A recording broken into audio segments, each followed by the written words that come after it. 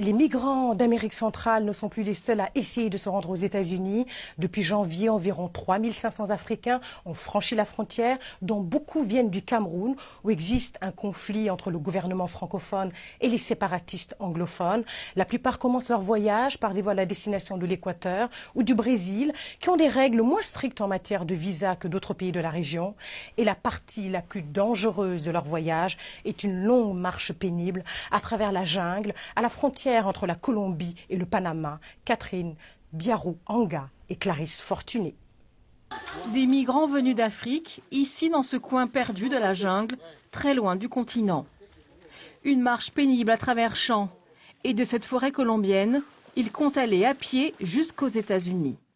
Le voyage est dangereux. Ils courent le risque de tomber sur des bandits armés et sur des animaux sauvages. Et malgré ces risques, certains parents ont amené leurs enfants. La plupart des migrants que nous avons rencontrés viennent du Cameroun, où une insurrection dans la partie anglophone a provoqué le déplacement de plus d'un demi-million de personnes. Non, je n'ai aucun regret, car j'espère arriver à destination dans un endroit où je serai libre, où je ne serai pas persécuté par l'armée pour une cause injuste. Je ne regrette pas. Rester chez moi, c'est risquer la mort. Je préfère continuer pour être en sécurité devant. Les migrants sont au début de leur voyage, mais c'est déjà pénible pour beaucoup ici. Certaines femmes arrivent à peine à gravir la colline. Et le groupe devra cheminer dans ces mêmes difficultés pendant près d'une semaine. Pour le voyage, ils emportent tout ce qu'ils peuvent, de l'eau, des tentes et de la nourriture. Mais ces provisions suffiront à peine. Après une semaine de trajet dans la jungle, les voici enfin arrivés dans ce camp au Panama. Ils sont fatigués et traumatisés. Certains de leurs compagnons au départ ont péri en cours de route.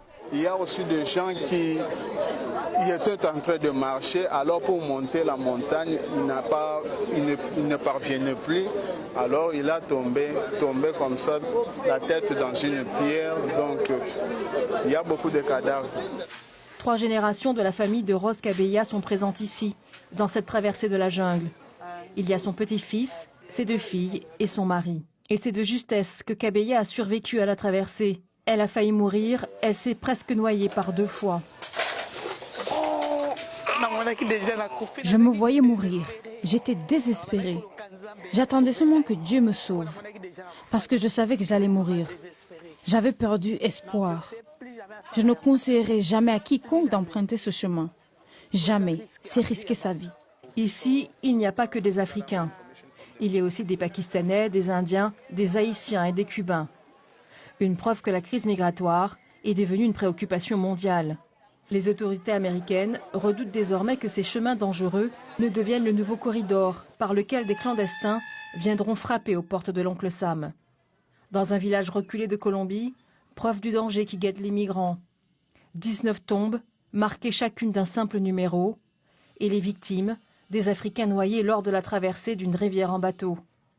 L'ampleur de la tragédie dans la jungle pourrait être plus grande. Personne ne saurait dire au juste combien de clandestins ont déjà péri dans la forêt.